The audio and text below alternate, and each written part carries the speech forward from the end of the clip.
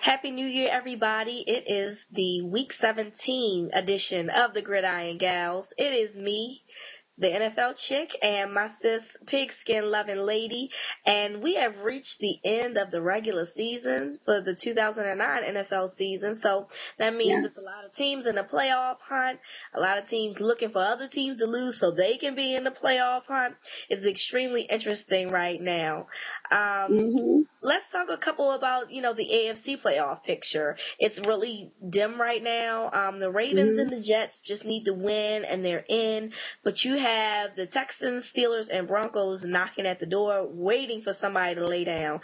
Out of the teams that's in the playoffs right now, currently between the Ravens and the Jets, who do you think has the more likelihood of losing this weekend? That's a good question.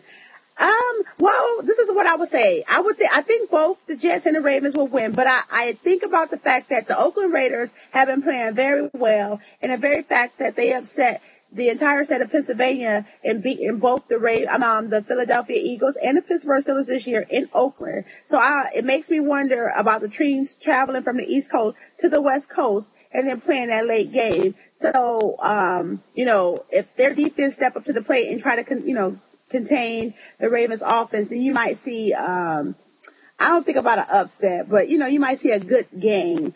Because the Jets are probably gonna, play all out and the Bengals probably pull their starters, it's hard to say that, they're gonna lose. So I don't see a loss for either team. I do just see a competitive game more so against the Ravens and the Oakland Raiders.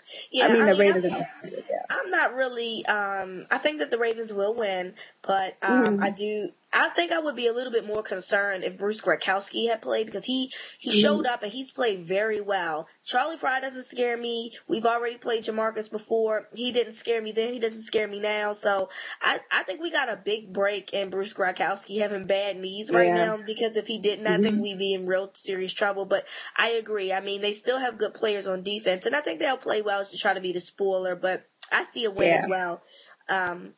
So it'll be exciting. The Texans are trying to get their first 500 season above 500, since their inception in 2002. So it's going to be a lot of scenarios that's going to happen this weekend. It's going to be exciting. So let's kick off the first game. We're only going to do 3 games this weekend because most of them are meaningless. The first game we're going to talk about is the New England Patriots and the Houston Texans. And I'm going to go ahead and pick the Texans mainly because I think that the Patriots will probably pull out after the first quarter. The Texans are looking to get their first season when, they're above 500 season, and they want to keep their playoff chances alive with the win. So I do think that the Texans will win. Yeah, I think they'll win as well. And I also think that it's important for them to win. Gary Kubiak, he wants to come back next year. A lot of those other players in the, end of their contract, they may want to come back. And the Texans play well at home. I think the key to them is they need to learn how to finish. And this would be a great, confidence booster going into next season if they could beat the, New England Patriots. Because when it boiled down to it, it's not, Tom Brady that was on the bench. It's that they beat the New England Patriots. So this would be a good confidence booster for the Texans. Absolutely. So we both picking the Texans. The next game we have is the Philadelphia Eagles at the Dallas Cowboys. And both teams are playing extremely well right now. And this one is kind of hard, but I'm going to go with the hotter hand, which is the Philadelphia Eagles.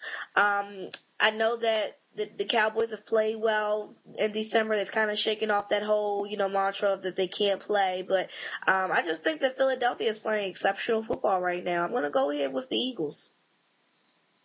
I'm going to take the Dallas Cowboys, just because I got to catch you trying to go to the end of the season. But also, too, I think this game comes down to 2 people. Miles Austin for the Dallas Cowboys and Jackson for the Philadelphia Eagles. Because they both sometimes play special teams. And I think that's what's going to be the key for this game because I think when you think about the secondary for both teams, they're kind of even. When you think about the wide receivers, they both got multiple key players. They're both their running backs. I do like the fact that Westbrook is back. He came back and played very well. But I'm going to go with Dallas just because I need to go against you. Wow, she's picking the Cowboys, y'all. Mm-hmm. All right, the final game we have is the Bengals at the Jets, and like the Patriots Texans game, I'm picking the Jets here because I think that the Bengals are going to rest their starters. They don't have a whole lot of issue with seeding. It's either going to be number 3 or number 4, which doesn't really make much of a difference. So Yeah. I am picking the Jets. They need the win and they're in. They're going to be more pumped up for it. The Bengals are struggling as far as health is concerned, so they want to rest some people. I'm going to go ahead and pick the Jets.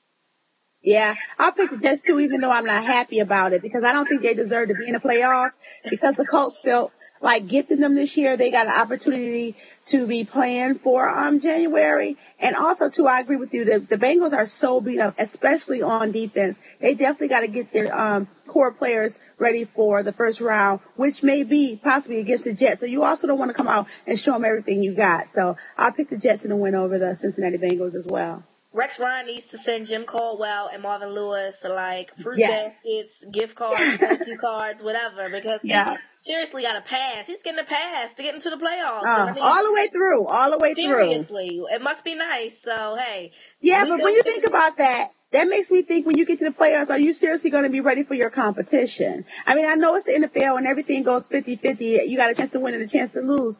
But if you haven't been playing well to get into the playoffs, how do you expect to win in the playoffs? It just pisses me off for, because a team like the Pittsburgh Steelers, who would come in and make it very competitive, get to sit outside of the bubble and watch this, and it's kind of bull crap to me.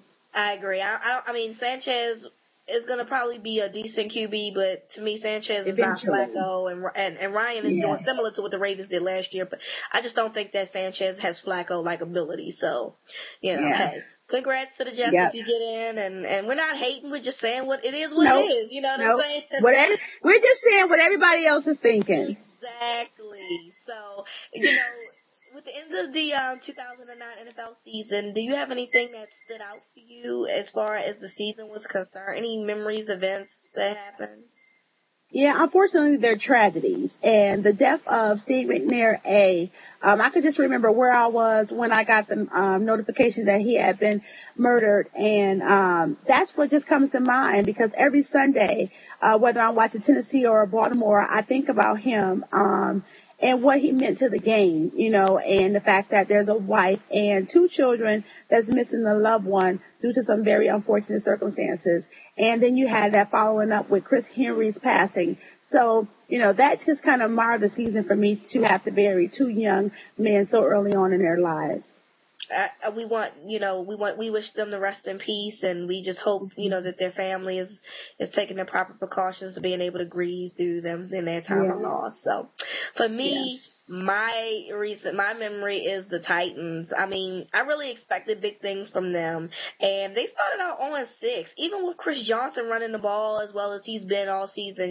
We all know Chris Johnson had the opportunity to reach 2,000 yards with this weekend, and I just don't think anybody saw that coming. That the Titans was going to really be on, but then they turned it around, and when Vince Young came in, they won games, and for the most part, up until last week against the Chargers, they were in the playoff hunt.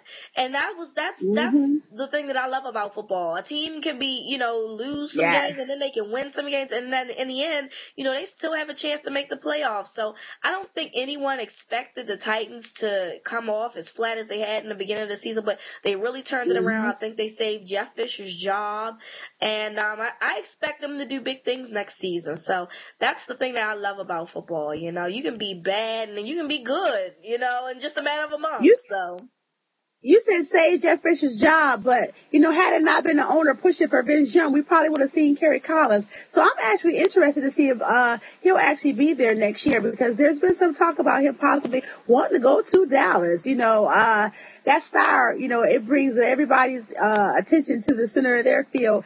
So I'll be interested to see if Jeff Fisher is still a Tennessee Titan come September next year. Kerry Collins, yeah, absolutely. We'll see. We'll see. Yeah. He's a little old, so yes. that is the week 17 edition, the final regular season edition of the Gridiron Gals. We will be back next week for the playoffs.